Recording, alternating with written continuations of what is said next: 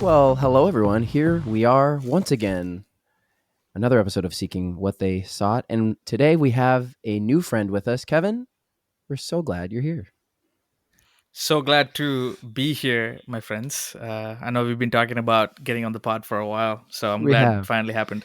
This one's been a long time coming, and I'm so glad it's happening. Um, we're so glad. Jesse and Eric are not with us today. They ditched. They ditched us. We can say whatever we want about them. We can, and they have no that's power. the tradition. When someone isn't able to make it, even if it's for legitimate reasons, they deserve to be Just a slight roast. just a little roast. Just a little bit. That's Slightly. good. Since I don't know any of them, I'm gonna rely on your expertise and your insight about Sure, both absolutely. of them. So, Well, speaking of roasts, Kevin, you're into tea. And that has nothing to do with coffee, so that's a horrible segue. But I thought that I would at least True, attempt. that's at not some- even.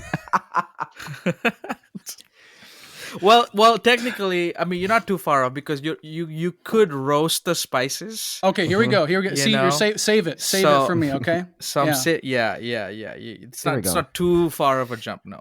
The cardamom Excellent. can be roasted before. Well, I just guessed with cardamom. I didn't even know if you even roast cardamom. Okay, No, you so could. this is Yeah. Okay. Oh, so this is totally unrelated. Actually, we'll get into this because you have a nickname, Anthony. You put this down, the CEO of Chai. Have you actually been called that, Kevin? The CEO of Chai? Yeah, there was a time in What's the origin story? I'll give you the origin story. And Yeah, of the name. Fair warning, it's going to be very underwhelming. And so during the time when TikTok was blowing up, so I would say this is like 2020, around that time, Mm-hmm. people were kind of describing themselves as CEO of whatever. And so there was a CEO of barbecue, a CEO of SaaS, and people were just doing that kind of as a trend. And they put that stuff in their bio.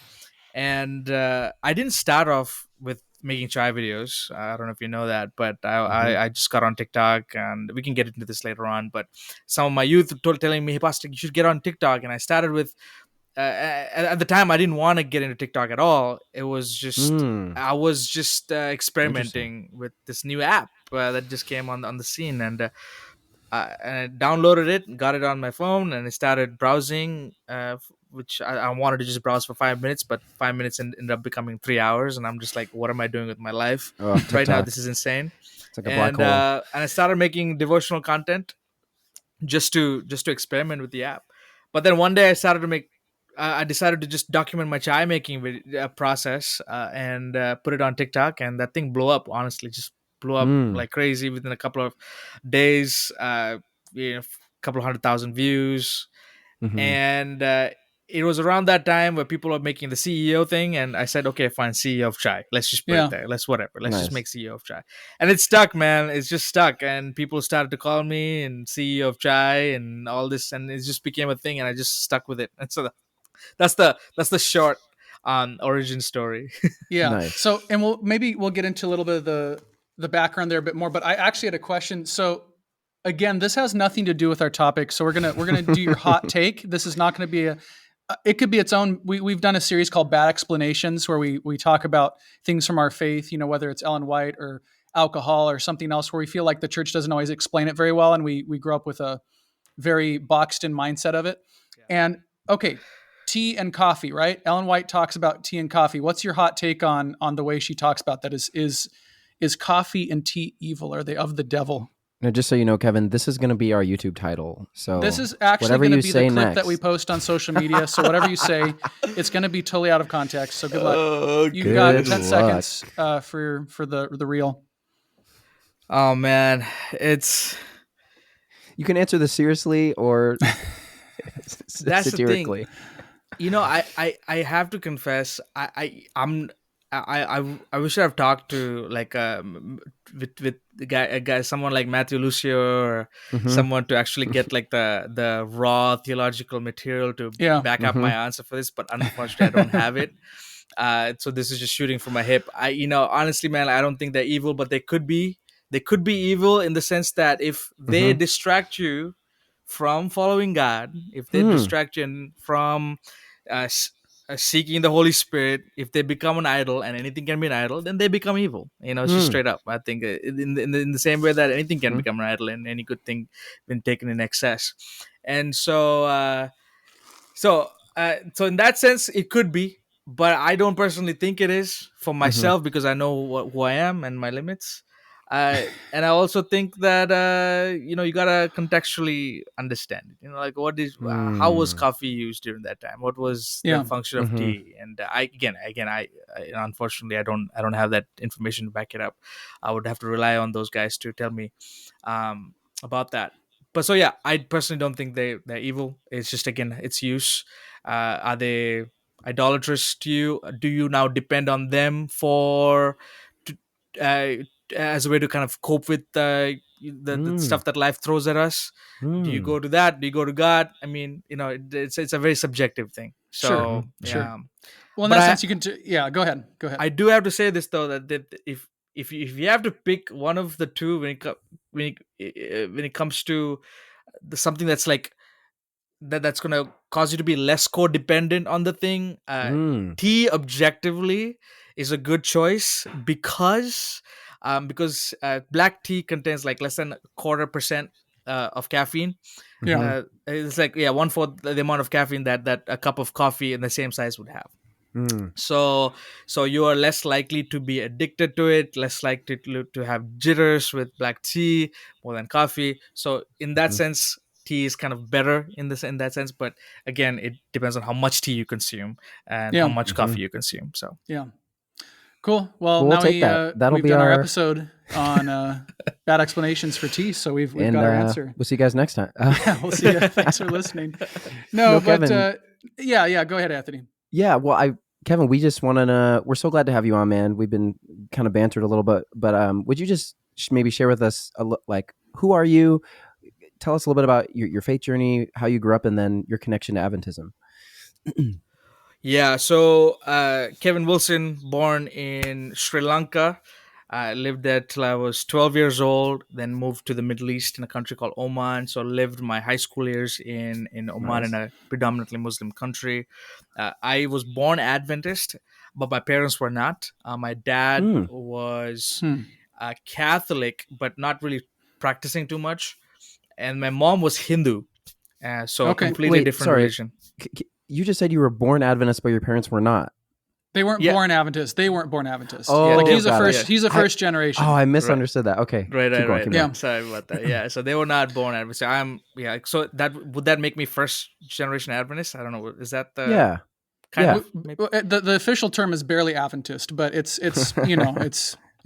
something like that. Yeah. Yeah. No. So that's interesting. Catholic and now, did they get married when they were both part of those separate religions, or start seeing each other? No, so they both both of them got sponsored by missionaries who were working in Sri Lanka during that time in the 50s, or actually in the 60s.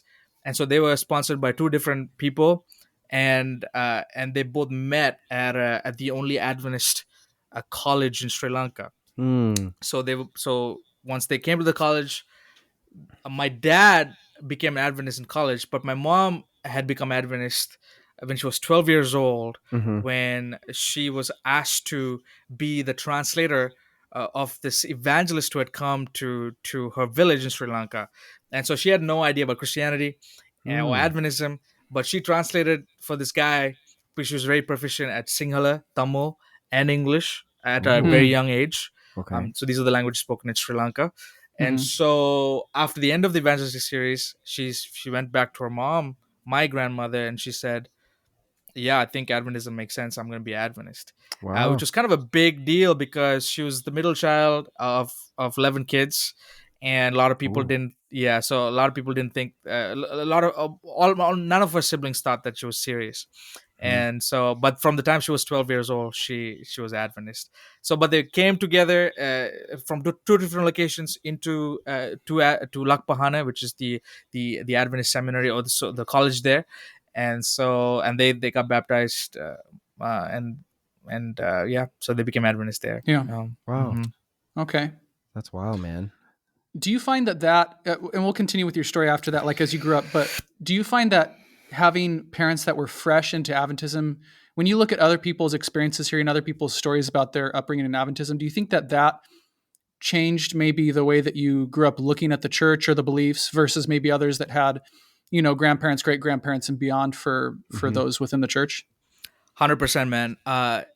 Even though I was born as an Adventist, I from the time I was at my from the time I was a little kid until I was 18, I, the people that I interacted with, out of all the people that I interacted with, the minority was Adventists, because Mm. even my most of my mom's side of the family, they were still Hindu.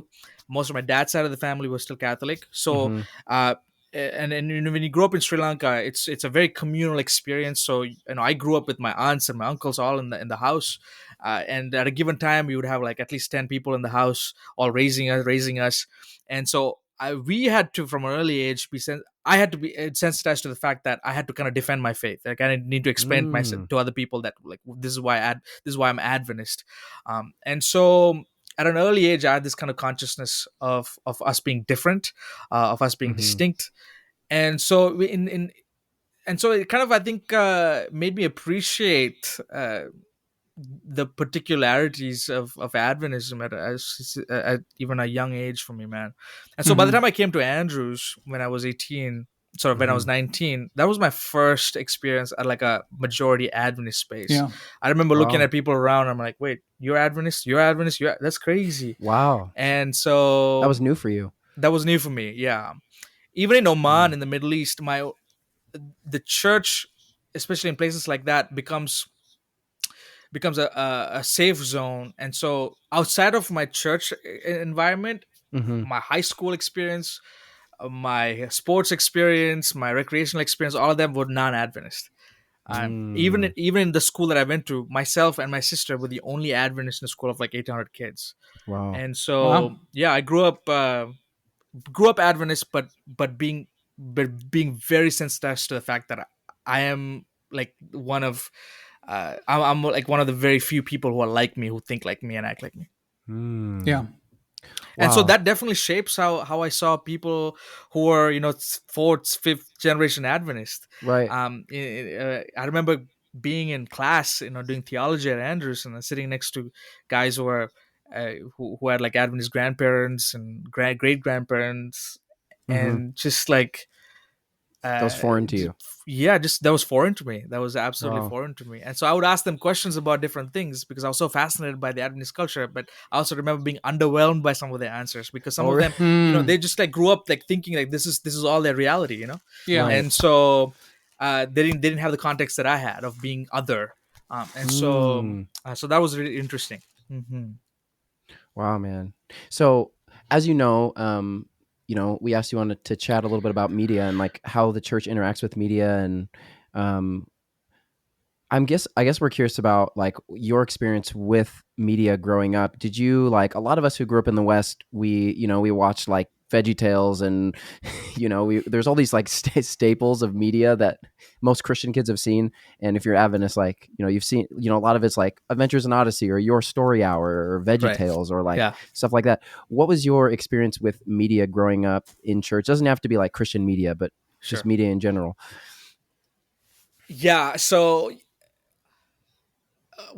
one of the things that people are usually surprised by, or were surprised by when I first came to the States, was how much I knew about American media, because they were like, "Wait, did you know about this artist and that artist?" So like, I had like a pretty Mm-hmm. good understanding. I could have conversations with most people about pop culture and trending topics because of how pervasive American media is and still is to this day. Even Interesting. even growing up in Sri Lanka and Oman, the moment where something comes up like a new hit or a new single in the billboards, hit the billboards, it Mm-hmm. it it we got it in Oman, we got it in Sri Lanka. Mm. uh Not necessarily the record itself, but like, we got the video, we saw it, and everybody was now copying the latest trend.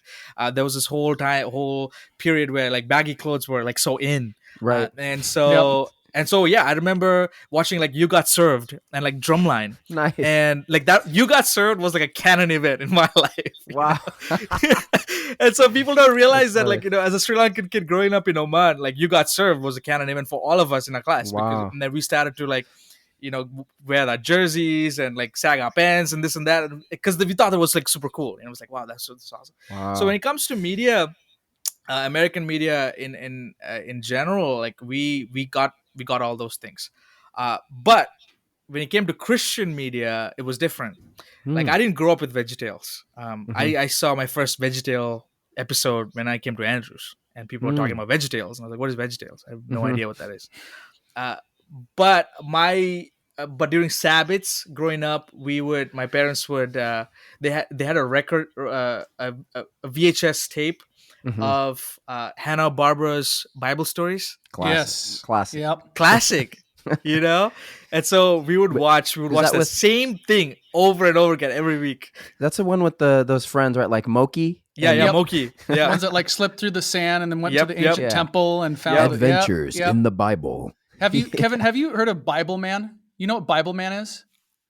I do now. I know who Bible Man is. Okay, yeah. I was like, With the yeah, it's like- lightsaber. that's peak Christian media right there. Is Oh, Bible yeah. Man? That's the Bible Man. that's the best. Yeah, I had no idea about Bible Man. When I first heard about Bible Man, I thought it was like satire. Like I thought it was a joke. Oh wow. And I was like, wait, this is actually serious? People actually watch this and like they were nourished by this? Like, oh my goodness. So I didn't grow up with that. Nourished Yeah. is a strong word. Yeah, nourished is generous. Is a very strong word. It is a strong word. Wow. Yeah. No, so I didn't grow up with any of that stuff. And so in terms of other media, Yeah. I grew up every Sabbath. It was the Hanna Barbera, but then when we had lunch together as a family, we would always watch PMC and Pastor Dwight. Wow. So 3ABN was our only window into Adventism. 3ABN Hope Channel into Adventism outside of Oman and Sri Lanka. Well, we didn't have we didn't have satellite in Sri Lanka, so all our television. The satellite networks were in the Middle East during my high school years. So 3ABN Hope Channel, and I remember, man, as a kid, 11-year-old kid growing up in the Middle East, I remember watching Pastor Dwight and PMC and thinking to myself, hey, one day it'll be really cool for me to go to America, and also meet Pastor Dwight and like shake his hand and tell him like how much of an impact that he had on my life. As a 10-year-old kid, he I looked up to him more than anybody else. And it was kind of like my bucket list to actually go to Andrews, take a picture next to the globe, and take a picture with my dad at Pioneer Memorial Church. And because that was my only window into Adventism, man, outside of this. And I was just like, whoa, one day I can do that. One day I can meet this guy. Little did I know that, after all these years, we would end up working together. And like he knows me, and like it's been crazy, bro. So yeah, wow, yeah, that's pretty cool. And that's the thing is, that window into Adventist media, you brought up 3ABN and Hope. Did you have any experiences with Amazing Facts, or that wasn't on the radar at that point? Amazing. We did know about Pastor Doug. Doug Batchelor was a big fixture in Oman. He has even from during that time, like he had like a massive pull in the immigrant population and the expat population in the Middle East, because all the Adventists in Oman, they're not like natives. They're not Muslims.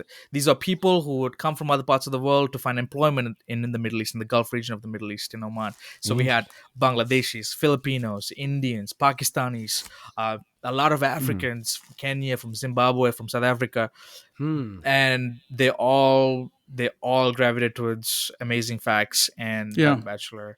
My parents did too.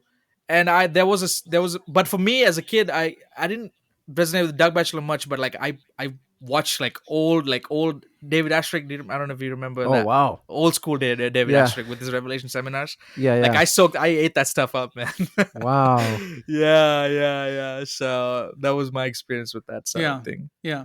And I brought that up because we did a part 1 already, and Anthony, I don't know if you mentioned this at the start, but so this is part 2 of our Adventist media series, and we talked with Matthew Lucio, a friend for all of us, honestly, that we we just talked about the history of the church when it came to literature and radio and TV, and how we were kind of at the forefront of all of those things. Like, for instance, how uh, you know, not Voice of Prophecy. It was It Is Written was the first colorized Christian uh, television show, like in the world, or at least North America. Like, it was a big deal. Mm. So like we were pioneers in a lot of those areas. And so now we're kind of transitioning to this idea, where we all grew up with some of those things. And for Kevin, your experience was slightly different, but in the same way, like Anthony, we have burned in memories of 3ABN, Hope Channel, Yep. Doug Batchelor with Amazing Facts. Those are parts of our childhood and upbringing. And, those are still entities today. Those things are still around. Voice of Prophecy is still around today. But we've transitioned now, in the 21st century, where we're, looking at social media, we're looking at internet Mm-hmm. and streaming and all these different things. And kind of the question that we're looking at is, where is our church today? What are we doing? And Kevin, that's part of why we've asked you on, is because you have Yep. that experience, and you maybe didn't expect it to go the way it did, where you have this level of influence on TikTok and Instagram, other places too, where you reach hundreds of thousands of people. Um, how do you feel about where we're at? To just kind of jump ahead, when we look at today, do you feel like our church is still in that position where people know who we are? They see us around the world and know, like, what we're about and how we reach people. What do you think about that? Yeah, what a big question. A good Yeah, question. What a big yeah. question. Yeah, the you are right in saying that, like, I did not intend on any of this happening in my Mm-hmm. life. This whole thing about the chai stuff, the influence that you speak of, I'm deeply grateful for all the doors that have been opened. But it's given me kind of this a small window into media, into how we talk about media, especially within the Adventist perspective, Mm-hmm. that I don't think a lot of people have. And I'm not saying that because they haven't tried different things, but I say that because, like, I feel like it feels so lonely from Mm. my perspective, because I feel Mm-hmm. like I'm like one of the very few people who are doing things the way that I'm doing. And what do I Mm-hmm. mean by that, right? So most of my audience, even till today, are non-Adventist. They're Mm-hmm. non-Christian. Mm-hmm. People who are in the fringes, people who have, for whatever reason, have been, they've been disenfranchised by the institution that is either Adventism or in particular, or American evangelicalism in Mm-hmm. general. So these are the people who tend to somehow congregate in this small little place on the internet. And to be honest with you, like, it's just so frustrating Hmm. for me to see how, from the church's perspective, we are so zealous about answering questions Mm-hmm. that only a few people are asking. Mm. Mm. and Yeah, yeah, and yeah. while there's like a whole group of people, there's a whole demographic of individuals and groups who are not necessarily asking questions, but it just feels like they have to kind of figure things out on their own. So Mm. that's like I'm talking about the deconstructing community. I'm talking about the reconstructing community.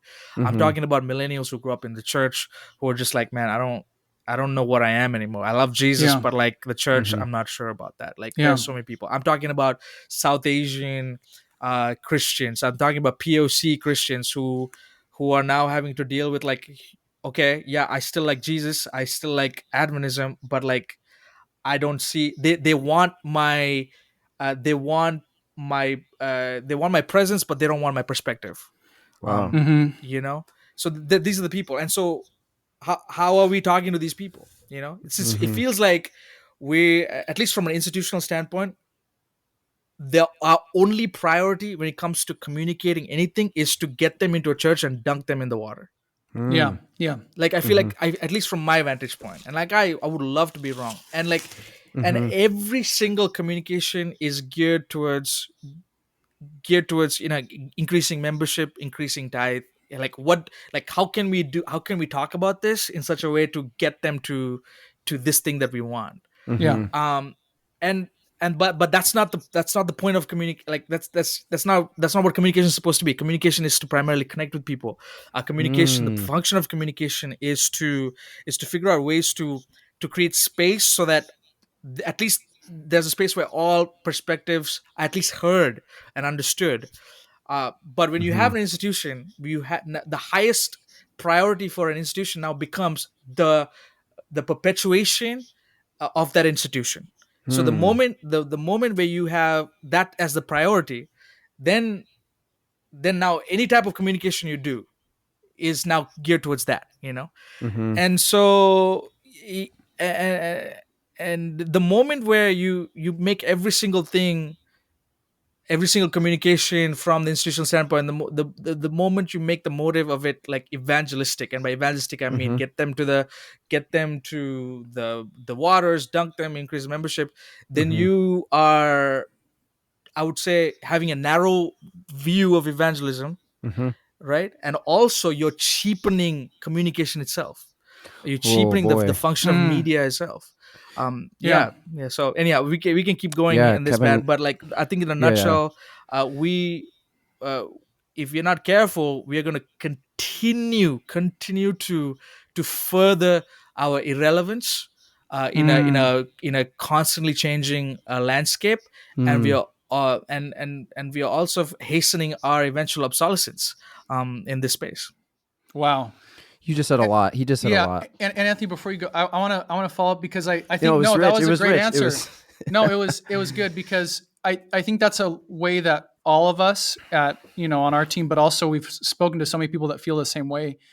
And it's interesting because this isn't just an Adventist problem. You see this in Christian media in general, and you speak a lot to the heart. A lot of times superficially, and we've had these conversations where a lot of times the reputation of Christian media, whether it's movies, TV shows, or other content, the expectation is it's poor quality. Like that's Yeah. the reputation. We just It's talked not about done Bible Man. with, we just talked about Bible Man, but we could talk about Pureflix and God's Not Dead, or Right. And I just upset every Christian mom that thinks I think God's Not Dead is good. But no, but seriously, like we see that reputation, but that's in its own way a superficial argument. Like, oh, it just looks, dumb and not professional, and the actors aren't as good, the sets aren't as good, the story isn't as, compelling, whatever it may be. But Kevin, you spoke at a deeper level just now, which is more just the principle of why are we doing this? What is it that we're trying to communicate?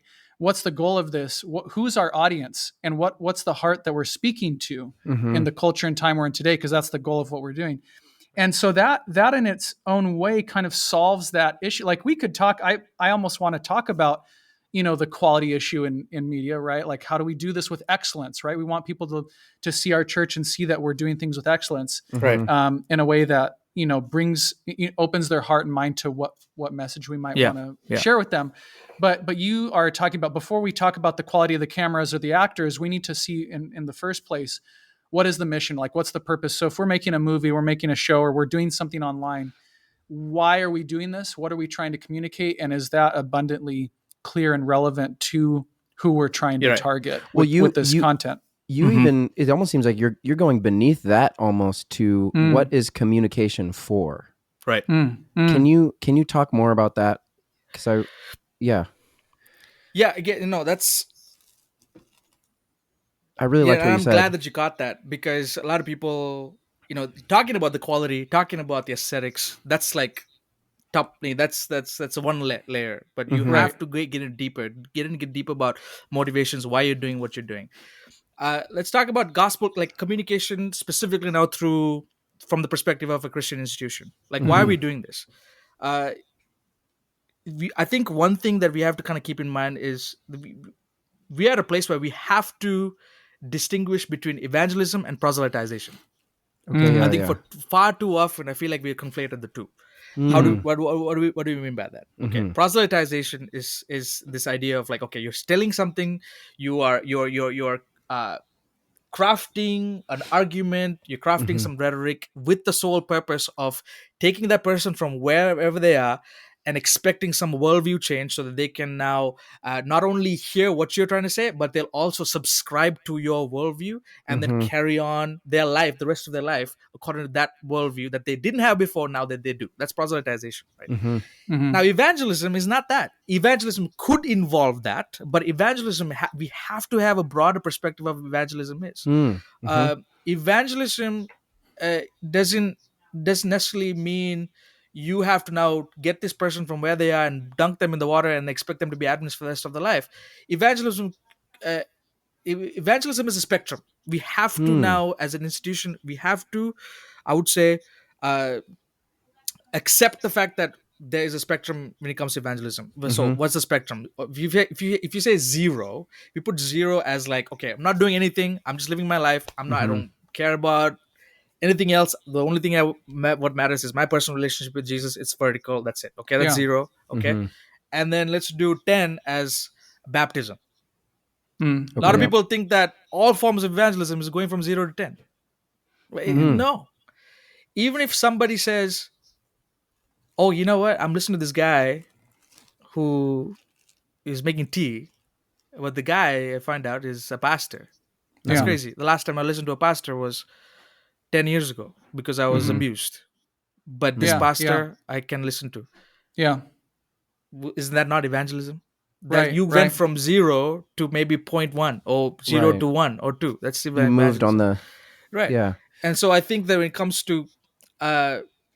when we think about how we communicate in a gospel-oriented way, we have to think about the gradients. We have to think about the shades. We have to think about the numbers in between the numbers.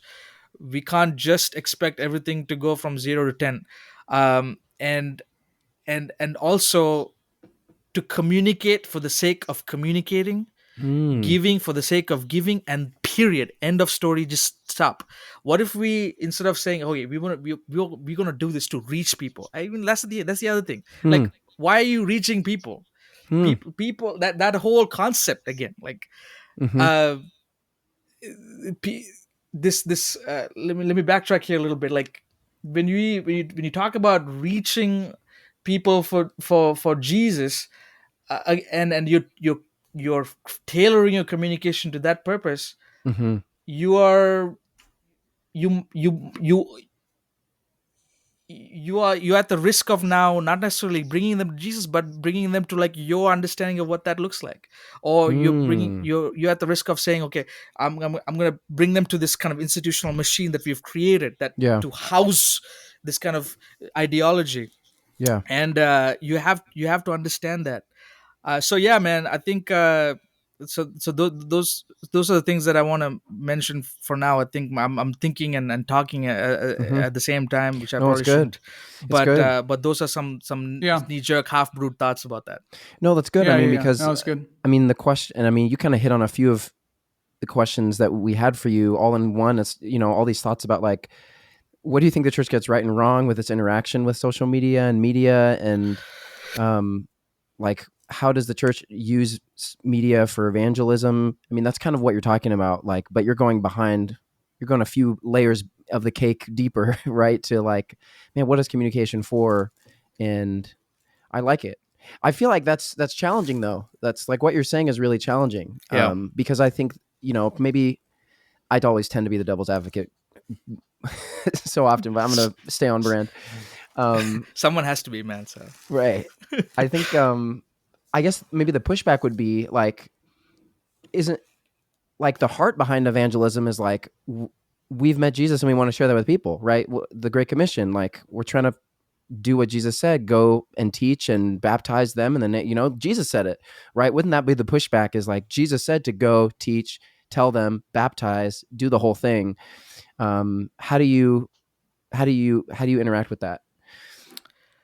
Yeah. So, couple of things. I'm revisiting currently the Great Commission.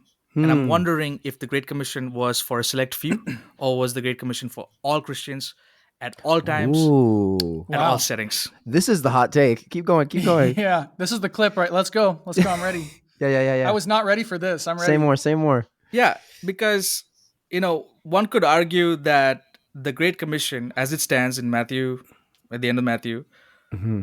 was for all people, regardless of where they're from, what they're doing, what they believe, what they look like, what their culture is. It's for everybody. Hmm. That's All one people, all idea, time. which is what's the common Mm-hmm. thing that's Hmm. taught. Everybody has to do this, Hmm. and we say, okay, yeah, but not everybody baptizes. No, not everybody can teach. But all of us are supposed to reach people for Jesus. Hmm. But again, that's so. But then we have a problem here. There's a challenge here. Who Hmm. decides who's going to baptize? Who decides who's going to teach? Hmm. Who decides who? Like, yeah, the whole thing. Like, let's just take that whole thing. Like, who decides what people are going to do? Because not everybody's clearly baptizing everybody. Now, does this Right. mean that now everybody can go and now just find Lake Michigan and be like, oh, you Christian, let's just dunk you? No, that's not what it means. Somehow, when it comes to who's going to baptize Hmm. and who's going to teach, we've now relegated that to the institution. But now who made that decision? Was Hmm. it the institution? Was it scripture? Now, so we have to at some point admit that we've kind of added some things to what Jesus has said, and we Hmm. also have to kind of agree. At least for me, like, I'm at this point where I am willing to entertain the notion that maybe this was not just for everybody. Maybe this was just for a select few. Maybe it was just for the disciples For the during 12. that time. Hmm. And but there is something though that's for all Christians. I think for all Christians, all at all times, Hmm. uh, regardless of uh, where they're from, and that's found in, I believe, Second Corinthians, where Paul talks about the ministry of reconciliation. Hmm. Yeah, it's good. I feel like the command and the command, I would say, yeah, I would say the command for us to be ministers of reconciliation from the Pauline perspective, I think, is more binding, I would say, than and more universal Hmm. than the Great Commission is. Hmm. Wow. Yeah. And where Paul basically says, hey, you are now, because of what Jesus has done for us, Hmm. because of him reconciling the world to himself, you also are now ambassadors for Jesus, and now you are a minister of reconciliation. Now, because that thing now is a binding thing, because Hmm. that was, people now recognized, the early Christian church, they recognized that, and they say, you know what, we are reconcilers of humanity because that's what Jesus has done for us. And Hmm. so that's what blew the church, like, from the early Christian church in such a way, because not everybody was baptizing everybody. The elders were Hmm. probably doing it, but everybody was a minister of reconciliation. History tells us. Hmm. How do I know this? Historically, when the pandemic happened in Rome, one of the historians, I'm not quite sure who the historian is, but he basically said that the when and I'm paraphrasing right now, the uh, even the Romans would not bury their own dead, and they would Hmm. leave the dead in the streets, because again, they didn't want to be contaminated. But Yeah. the Christians would step outside their houses and they would carry the Roman and would bury their Roman dead as Wow. well. But because they thought that they were because they were following this rabbi who Hmm. was Jesus, and they were Jesus followers. And so all You're this is talking to about the say, Black Plague, correct?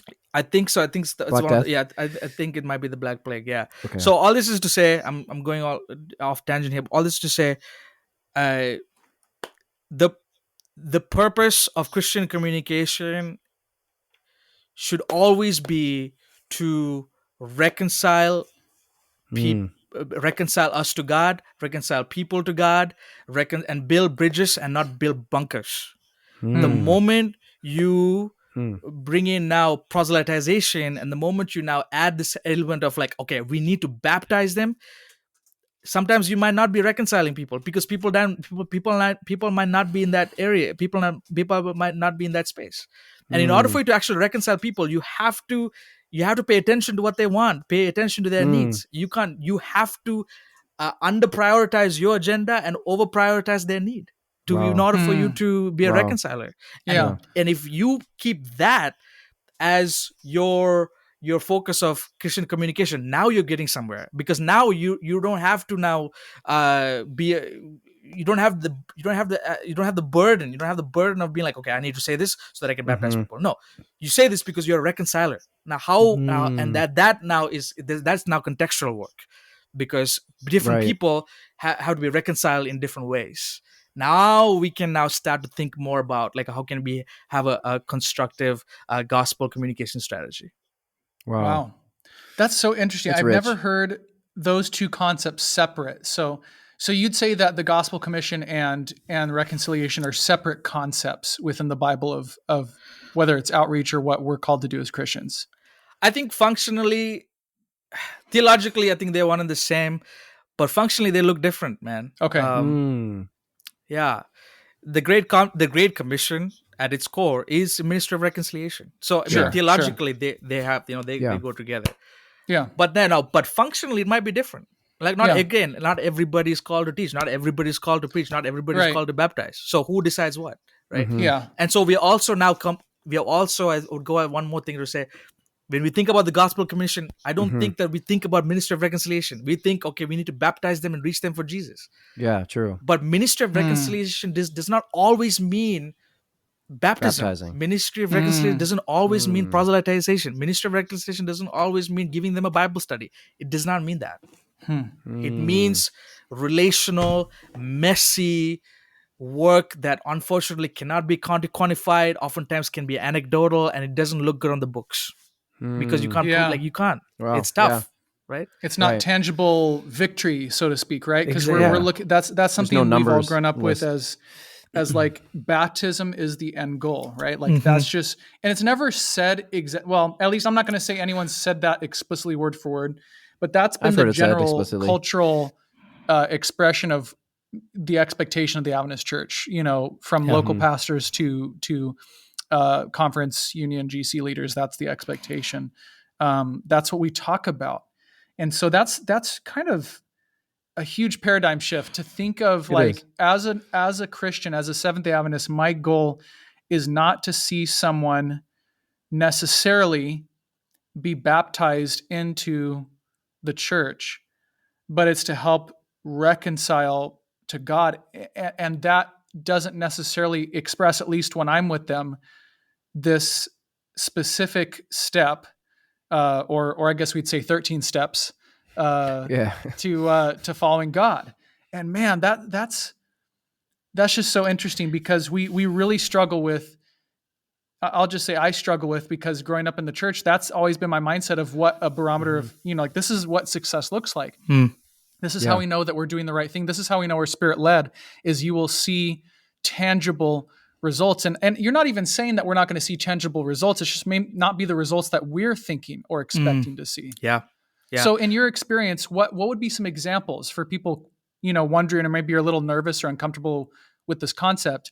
What are some realistic or practical things that you've seen in your life, or ideas, maybe you or someone else, for what this idea of reconciliation looks like? Right. That's a great question. Let me preface what I'm going to say by this quote. Ellen White, Minister of Healing. I can't remember what the page number is. She says that the strongest argument for the gospel is a loving and lovable Christian. Yeah. Classic. Okay. And she might have said other things about what needs to be done to do that, but then that's a standalone sentence. It just like exists. It exists on its own, and that's a ministry of reconciliation language right there. She's like, no, it's who you are, like what type of person you are, the fruit of the Spirit through you. It's a you. So what does that look like tangibly? Number one, I would say, how many non-Adventist friends do you have? Straight up. How many people in your how many people are there in your circle of friends who are and good friends who don't believe anything like you do? How many? What are the circles that you are a part of? Are you and not just part of, but how many circles are you actively contributing to that are not defined by religious or Adventist nomenclature? So for me, that's the online space. That's the creative space. I'm friends with A lot of people who are not Adventist, you know. Mm-hmm. Mm-hmm. Uh, and and again, it's not something that I actively like said like, okay, I want to be in places where it's not Adventist majority, but it Mm-hmm. just so happened where it's just I, because of the work that I do and the things that I talk about, there was resonance, and there's people like, oh, you know what, that's cool. And I benefit from a lot of their conversations as well. So those are some barometers that you can think of personally, like how many non-Adventist friends you have, and how Mm-hmm. many circles that you're actually actively contributing to that are Mm-hmm. non-Adventist, non-Christian. Mm-hmm. Because when you talk about minister of reconciliation, you have to assume that when you do that type of work, Mm-hmm. you are seen as someone who's worth talking to, someone who's worth hanging out with, Mm-hmm. uh, by people who don't really care about what you believe. And so and so basically, so those two things are important. I'm trying to think of other things. I think also, are you,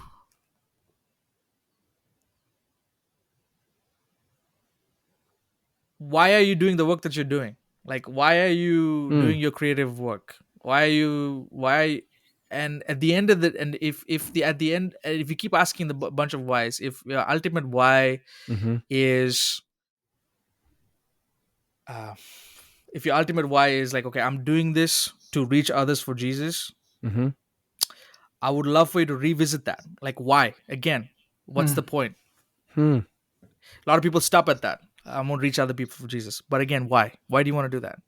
Keep Hmm. asking why, keep going down. And if the ultimate why The ultimate of why. you doing that is is is not at some level rooted in the flourishing of that person in front of you, Hmm.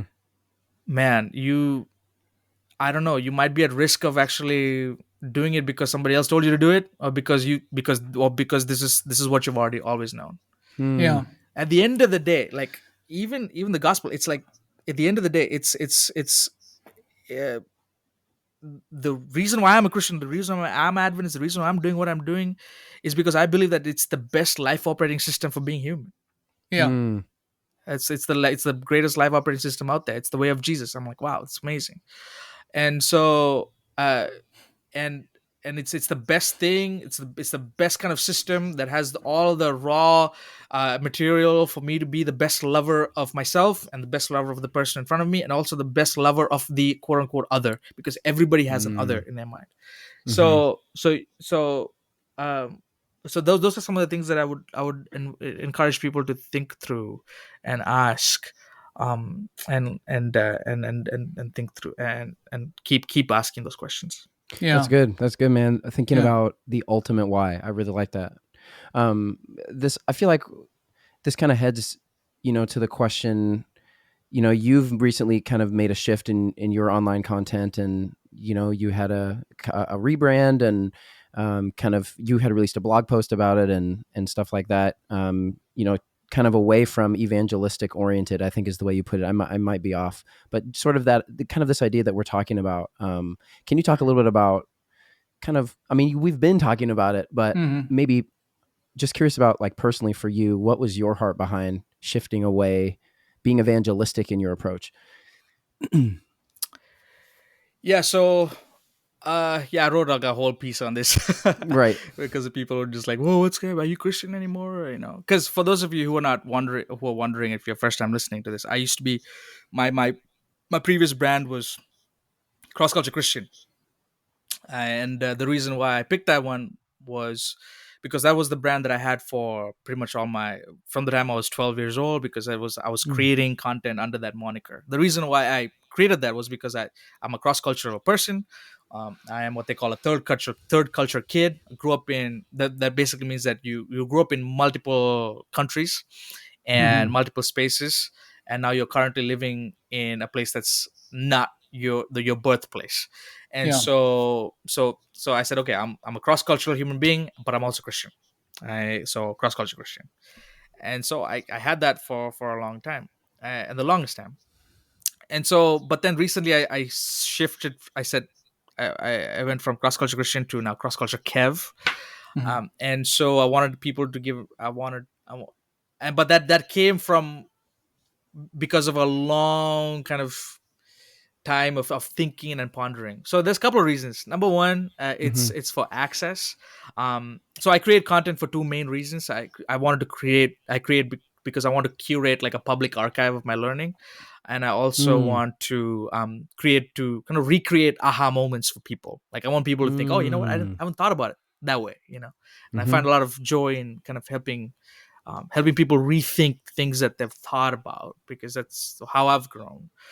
Mm. And so uh creating as cross culture Kev, I think, allows me to speak on like a range of issues, including theology and spirituality, from a cross cultural perspective that is rooted in who I am, Mm-hmm. rather than a cross cultural perspective rooted in like one aspect of who I am, which is Christian, Mm. even if it's the most important aspect of who I am. Mm. And so the first reason is through access, because I wanted to make content for a lot more people, and I also want to talk about a lot more things than just Christianity, Mm. and then just theology. Like I wanted to talk about South Asian culture, I wanted to talk about uh, cricket, I wanted to talk about obviously chai, but I also but so I don't want to just talk about Jesus. I want everything to go through who I am in Christ. And Mm. so cross culture Kev. And so Nice. that's the other thing. So that's the first reason. And the second reason is that I came to a point where I realized that the word Christian has so much baggage, especially Mm. in American evangelical spaces. Mm-hmm. And there were uh, and I saw that like many sort of Christian spaces on the internet have become bunkers that aim to protect us from them, Mm. rather than bridges where us and them can dialogue together. Mm-hmm. Yeah. And much of what passes off as Christian content and media seems to be like aimed at prioritizing conversion over connection. Mm. And they will prioritize on feeding on people's fears. Um, and also many Christian spaces I felt have become echo chambers that transform Christians into super Christians, Mm. instead of being beacons of light and justice to a world that desperately needs them. And so, because Wow. the term Christian had so much baggage, um, and I was just like, you know what, I don't want to be associated with those things. And there was a lot of people who were like, oh, you're Christian, so you are this and this and this and this and this. Mm. And I was like, no, I am Christian. I believe in Jesus, and the way of Jesus informs my life. But I am that, but I'm not this. I am Mm-hmm. this, but I'm not that. Right. But I wanted to create as much access as possible so that I can actually become a minister of reconciliation in Hmm. spaces where quote unquote Christian content creators cannot go Mm. or will not be able to go. Yeah. Like I'm currently in spaces where I'm doing so many different things as a Christian that somebody who's a quote unquote Christian influencer will not be able to go, Mm. um, Mm-hmm. because that's all they talk about sometimes, or because that's become their whole identity. That's become Mm. their whole personality. And some Mm-hmm. Christian content creators are so quote unquote Christian that they forget to be human. Mm. Hmm. You know, it's just like becomes like this whole brand thing. It becomes a whole Yeah. brand and a whole idol. Mm-hmm. And Wow. so yeah, so that's one of the so those are the main reasons, man. Honestly, like Yeah. that they wanted Yeah. basically access and accuracy. Yeah. Have you received any pushback from that within the church when it comes to, you talk about it being an advantage to reach more people and to, avoid it. You want to even bring it up, it can become an idol or become its own, box. And I tend to agree with you, which is a really interesting trend I've noticed, not with just you, but I've noticed some other Christian content creators that have put that emphasis as well, to, with that same spirit in mind. So have you received any pushback on that, where people are like, oh, you're selling out, you're not fully for the gospel, or maybe they're not saying Right. those strong words, but kind of that sense of like you're diluting the message of what our church is supposed to be about, and you have this big platform, why aren't you using it to really proudly say you're a Christian? And that label speaks volumes. Has that happened at all since Oh you yeah. since you made that switch? Oh yeah, 100%. It's happened. Uh, there, there's I got this DM from this one guy who's been following me for a long time, and this guy sent me this long message of just like essentially saying, "Yeah, you're Hmm. a sellout, and I've been Wow. following you for a while. Mm. You started off with Christian content, and you became this chai guy, and now you're making chai videos now, and um, you've forgotten about the gospel. We are living in the Wow. end times right now. We have to preach the pure gospel and the true gospel, and we need people like you. You have so much influence, and you have betrayed me. It was like the Wow. language was so deep and personal, Wow. uh and so I actually had a conversation with him because I Mm. know him personally as well, Okay. Mm-hmm. and we got on a conversation. I had to explain a couple of things to him. I shared Mm-hmm. the thing that I wrote, because the whatever the Substack that I wrote has like my entire heart into it. And then I also went a little further and just explained a little more to him. And then I realized, man, like, yeah, people, this, for some people, it just felt like they were, um, like it was like a breakup almost. It's like, whoa, Wow. Hmm. this guy is like not one of us anymore. Wow.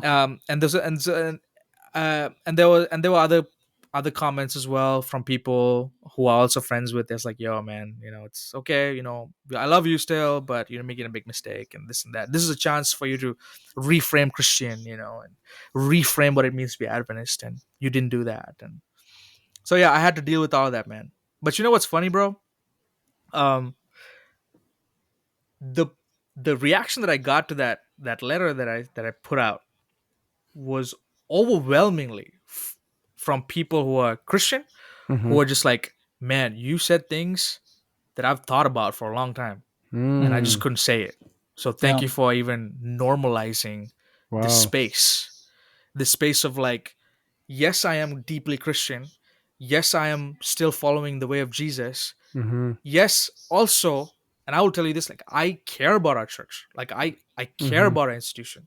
I'm indebted to what Andrews has done for me, what the church has done for me. I am. Mm-hmm. And yet, because I love the church, because I love Jesus, I deserve the right to call it out Mm. when Hmm. it's not acting according to the way of Jesus. It's like what James Baldwin said, like when someone asked him, yo, why you still keep going back to America? And he was in France, and they asked him, he's like, yo, because they're gonna kill you. You're gonna get shot. Like, that's Mm-hmm. they don't even care about you. And he said the same thing. He's like, yo, I go back because I love America, and because I love her, Mm-hmm. I'm gonna call her out. And I'm not doing whatever I'm doing to just be this anarchist and like I'm calling people out like this revolutionary. No, I'm Right. not.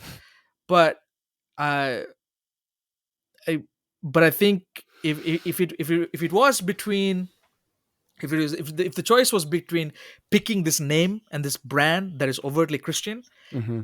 and or being a minister of reconciliation Mm-hmm. to whole groups of people who, because of whatever reason, they're traumatized by Christian, traumatized by theology, traumatized by the church, I'm going to pick that any day. Mm. 100% any day. Hmm. Mm. We have an entire book in the Bible that doesn't mention the word of God, the name God. It's Mm. still in the Bible. We Mm-hmm. have the chapter of the Bible written by Hmm. somebody who doesn't even follow God. Nebuchadnezzar wrote what, Daniel 4 or something. Mm-hmm. Yeah. Yeah. So it's like it's so I've honestly like stopped fighting that battle. I know who I am. I know whose I am. I know Christ is leading this thing, and I have chosen to follow the calling of God into gaps and spaces where a lot of people haven't gone before, and I want to steward the momentum, steward God's grace in whatever ways possible, even if it's through a humble cup of chai. Wow, man, Wow. that's beautiful. As you think about, maybe as we start to wind down here, as you think about like the future, as you said, sort of like at the forefront, as we think about the future of like media and social media, Apple just released their augmented reality, Hmm. glasses, right? We have like new AI popping up every day. They can write whole papers. I've never used ChatGPT for my seminary papers. Just want to put that out there for my professors who may be listening. um, as we think about the future, like we're kind of in a moment of innovation, almost, it seems like, Hmm. and the world is only going even more and more right towards using these types of mediums to communicate. When you think about, I guess when you think about these things, are you hopeful and cynical about these innovations just in general and as they relates to the church? Like, do you see them as an opportunity for us to connect with even more people in the way that you've talked about, or are you a little cynical about it? I think I've become more cynical in general. I don't know, because I'm a millennial and like I'm just my we're patience is running out. we're geared for Yeah. cynicism. Yeah. Yeah, so I'm actively trying to. Well, that's a lie. I was about to say I'm actively trying to resist that, but I'm not. But I probably should. I probably should, just in general. Am I hopeful? And allow me to frame, because I mean, Yeah. as Adventists, we, a lot of our eschatology is invested Mm, in sort of like, a lot of people, they envision, I would say maybe more accurately, a lot of people envision our eschatology connecting with sort of this idea of connection, world connection, mm, and as it relates to the intersection of religion, government, these big tech companies. So I think as these innovations come up, I think a lot of people, and I've heard conversations and had conversations about, man, what is this? Is this the mark of the beast, over mm. here, or is this Yeah. the, like, what is this, a sign of the end? Like, how do you interact with those things, and are you cynical or? Yeah. So I'm part hopeful, part not, part cautious. I would say not necessarily cynical, but cautious. Mm, So hope hopeful in the sense that I think that these new innovations in communication and in media are going to inspire a whole group of people, and whole group of Adventists, followers of Jesus, I would say, who have already been contextualizing their craft in a way that makes sense to people outside of the faith. And so I think these can be good tools for them to use to further that important work of contextualization. So Hmm. I'm hopeful in that mm-hmm, sense. uh, and if you look at just the history of communication, also just like in the last couple of decades, we've just it's we live in this digital economy right now, and so this is going to be the new norm. I mean, we're going mm-hmm, to always have something new come up and come up. And so, and but what's been consistent regardless of whatever innovation and media that's come up, is our universal need for connection, our mm, universal need for longing and belonging. mm-hmm, That's good news, man. That means that we all, regardless of what happens in the world, like we always are going to be in a space where we're going to need some connection. So I think the gospel, like I believe the gospel is uniquely positioned uh, to kind of go beyond the conversation of like what's the best way to communicate mm-hmm, the gospel, to like going even deeper and saying like, why do we even long in the first place? Why do we mm. even Mm. crave connection? Wow. And so I'm hopeful in that sense. I think this hopefully the rise of all of these technologies can push us back to, or push us maybe forward to asking deeper questions. Yeah. But I'm Mm, also cautious. I'm also cautious because uh, there these if these mediums, these things, and I'm putting social media also into this place. they mm-hmm, are they are not just they are run by people. They are run by groups yeah. of people who have vested interests. And I tell my youth all the time, like, yo, if you don't know why you're using social media is using you, like straight Mm, up. Like, it's just you're the product. You're not the user, you're the product. mm, You're being acted upon. So these are all forms, all these things are forming you, yeah. because they capitalize on attention. And so even and the more AI makes it easier for us to kind of connect, and also not really connect, but just like make touch points, and Mm-hmm, give the illusion that just having touch points is connection. mm-hmm, Yeah, we have to be really careful, man. We have to be really careful moving forward in these things, in how we actually relate to people more and more. mm, um, but the but the flip side of that, caution is, again, this is again an opportunity for us to again revisit, Mhm. um answer deeper questions of longing and belonging through the gospel, through what Yeah. Jesus did, through the Yeah. way of Jesus. So it's an opportunity for us to contextualize. So we have to go back. So the more we progress, the more we innovate as a society, I think there's more need for us to go back to ancient ways, the ancient way of Yeah. Jesus. Yeah. Wow. So I think we have to kind of do that. So as the world is progressing towards this side, to this one direction, Yeah. as Christians, as gospel, we have to go back to, like, okay, go back to the basics. Like, go back to the basics. Let's go back to raw way of Jesus. How did he do things? How did he talk to people? That's What's the good. ministry of reconciliation look like? What's the Great Commission? Was it for us, for everybody? How did he even have? How did he even just talk to people one on one? How do you Mhm. talk to people, to groups, and just go back to like that granular level. So I think that's where we might need to go moving forward. Man.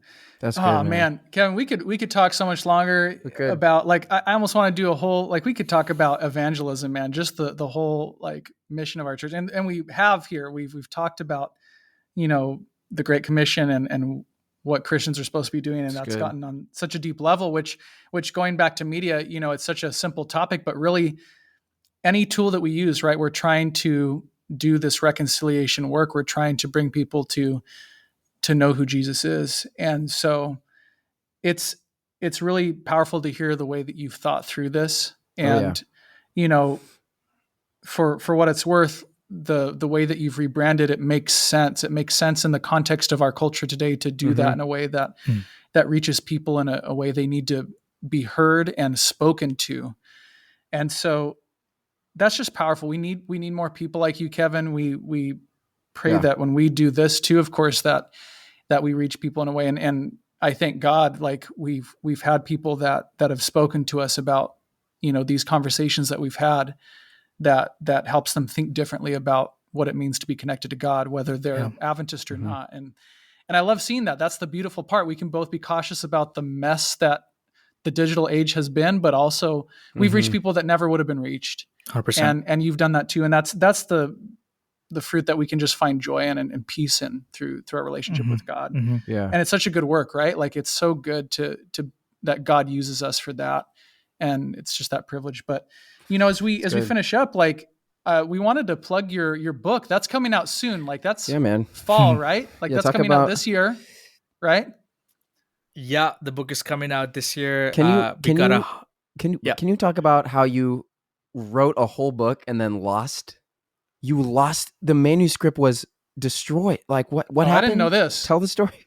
You don't have to tell the story if you don't, Ugh. but I was No, just feeling for you when he that happened. spilled I the was he like, spilled the chai on it. That's how he lost it, right? no, it was Oh a man, digital it's thing, right? yeah, yeah. So uh, I this is I think this was like the final round of revisions for my Oh no. manuscript, and so How many pages? the book as it stands right now is about 260 Oh, or wow. 240 or 250 or something like that. Yeah. So yeah, a lot of pages, and I had a hard deadline to give the publishers the absolute final revision of the book, and so that took a couple of days to do, and then I yeah, I did not back it up, and so I was going Oof. to Oh. Australia. I was in Australia. I was in Melbourne for a speaking thing, and I had all my notes for speaking, all that stuff in the computer, but my laptop just decided to crash right before the trip. I mean, on the way, like, I was trying to charge it on the airport. It was Mhm. not charging completely, and so I lost the whole thing. I lost the whole motherboard, and That's I and wild. so what I had though was my final my I had the whole manuscript somewhere else. It was on a Google Drive. Oh, okay. So I had the manuscript. I had it, but I lost all the revisions. You see, like, so it's still like I Oh. had to go through that again. Yeah. So, but fortunately, this was like round 5 of my final revision. So I still had like the first 4 rounds of it still there, but it was still a lot of work, man. So it was still like a day. I lost like 2-3 days of work. Oh man. Oh, And so I had to pull a couple of all-nighters and just kind of get it done. that's a And lot. so yeah. So yeah, but by the grace of God, I was able to able to get it done. It's I don't know how, but it pays to have a good supportive partner, spouse, Amen. who can do everything else while you focus on this. So it's a blessing. Nice. But that's coming out. That's coming out this year, correct? Yeah, the book is coming out November 14th. November 14th. But Nice. the pre-order links will be out soon. I would say in the next 3 weeks. I'm gonna have a cover reveal soon. Ooh, And nice. Okay. Do you have a title? yeah, the title's called The Way of Chai: Ooh. Reflections for a Meaningful Life. Ooh. So essentially, Very it's cool. 15 chapters, and it's kind of this. I would say, how do I put this? I call this the topography of meaning. So essentially, it's like this Ooh. map where you're going from one location on the map to another location on the map, Yeah. and I'm using a chai as kind of like a vehicle for storytelling. So essentially, every chapter I talk about a specific aspect of the chai making process and how that relates to living a meaningful life. So it Mm. reads like a devotional, but for the secular with some gospel spice. Wow. So Okay. Nice. so All right. that's so that's kind of how the whole thing reads. So but there's stories from my life, from the South Asian culture, from tea culture. So I nerd out in a couple places about about about about, about tea and how we make it. But the end goal is that the last kind of aftertaste that I want people to have when they read the book is like, wow, that was like that's like my life is beautiful, Wow. and like we live in such a beautiful world, and we Hmm. get to share this with other people. So that's what Wow. I want to leave people with, and Yeah. so I'm excited, man. That's Nice, awesome. Well, man. Kevin, thank you for joining us. Thank you so much, man. It's been an honor. Like you spoke to such depth. Not that we didn't He really expect did. that, Yeah. but it's just amazing how this has happened multiple times too, where we True, want to Sean. talk about. You said it as if we didn't expect him to. That's not, but that's why I had to clarify. We just You expected know, it to be shallow. just completely shallow, surface level. Oh No, man. it was No, so but good. it went places. Just talking about the depth of what it means to be a follower of Jesus, Yeah.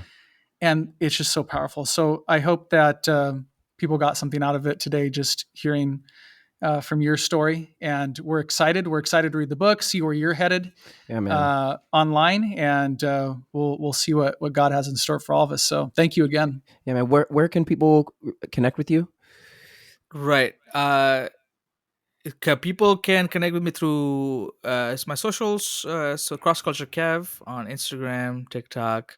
But our website is going to come up soon too, crossculturekev.com, thewayofchai.com. It's going to come up. So basically, Okay. the Nice. Instagram or yeah, I'm on Threads now too. So it's the other Oh, thing. he's on Threads. Yeah, we're Same. recording Threads. this at the Nice. dawn of Threads. It's an Dawn exciting of time, Threads. right? It is a dawn Yeah. of Threads, man. Let's see how long We'll see how long it thing We'll plays find out. lasts. out. We'll find Yeah. out. But also, I want to also say, thank you guys for creating this space.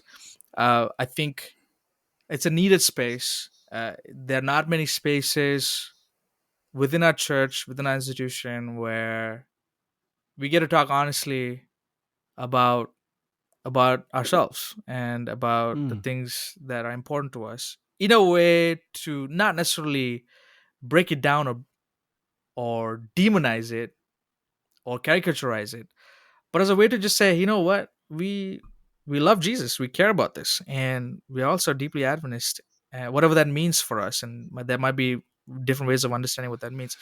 Hmm. But it's hard to create a space where you can still talk about these things without feeling like you're being cornered and put Yeah. in a place. And so I didn't feel that agenda in this conversation, and also just through our friendships together. And now I'm meeting you, Sean, and I've known Anthony for a while. So all this is to say, keep up the good work. We need more Mm. spaces like this. And also, if you're listening to this and you've come to the end of this, and you're someone who's Adventist, and you're but you are in that space of like, you know what, I'm not really sure what that means anymore, and I am, Hmm. I have so many things that I want to do, and I just, but deeply, like, I do care about Jesus, and I care about the way of Christ, and he deeply informs me. I just want to let you know that you're not alone. There's Hmm. just a whole group of us out there Yeah. who are Hmm. trying to navigate this kind of crazy liminal space Oh um yeah. in this world. There's so many of us, and and uh, uh, you don't feel the need to label your experience. Just steward that momentum, Mm. steward the energy, steward the clarity, whatever clarity that you have. Yeah, but resist the urge to define, resist the urge to label yourself, and just steward that energy. And also, in all things, as see get into embrace this experiment that we are all in, experiment of trying to figure out what it means to be a minister of reconciliation, Mm.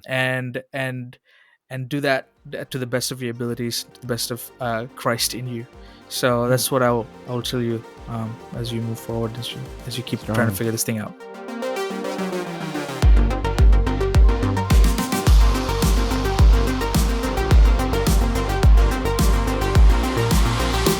Well, once again, thank you guys so much for listening to another episode of Seeking What They Sought. If you want to keep up with us, we exist on all the social media platforms. Our main way of communicating is Instagram, but we're also on TikTok, we're on YouTube, we're even on Facebook. For you millennials and Gen X's out there, even the boomers, we haven't forgotten about you. So we're on Facebook. You can keep up with us there as well.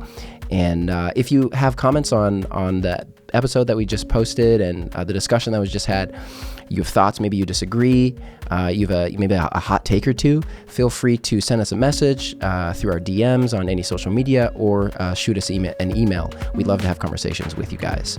I also want to issue a thank you to our producer, Eric Edstrom, for making us sound pretty. He always does such a good job, man. We used to make fun of him all the time in the early seasons. I've let him off the hook recently. I might bring it back. What do you guys think? Let me know if we should bring it back. But Eric, we thank you so much for making us sound good. Last and not least, I would like to thank our patrons for helping us keep the lights on, for supporting us financially. We really, really appreciate your generosity. So I think that is just about it. Thank you so much for listening to this episode of Seeking What They Sought.